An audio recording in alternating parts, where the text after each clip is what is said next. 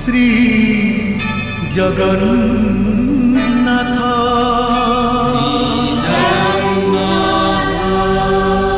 শ্রী জগন্নাথ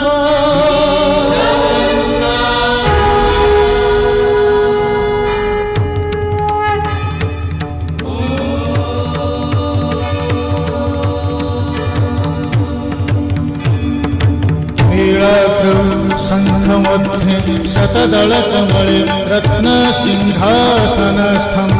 सर्वालङ्कारयुक्तं नवघनरुचिरं संयुतं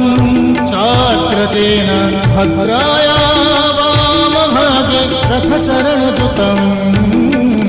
ब्रह्मरुद्रेन्द्रवन्द्यं वेदानां सारमीशं सजनपरिवृतम् ब्रह्मदारुं स्मरामि ब्रह्मदारुं स्मरामि।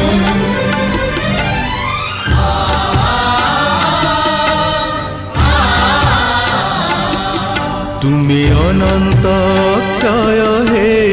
জগন্নাথ, তুমি অব্যক্ত অক্ষর হে জগন্নাথ, নিজ ইচ্ছারু সৃজিল এ জগত, আদি নাহি যে তুমার নাহি অন্ত, তুমে পবিত্র ওঙ্কার চির সত্য, নীল সিন্ধু তীরে নীলাচল, তহি বিরাজিত বড় দেউল, দারু ব্রহ্মরূপে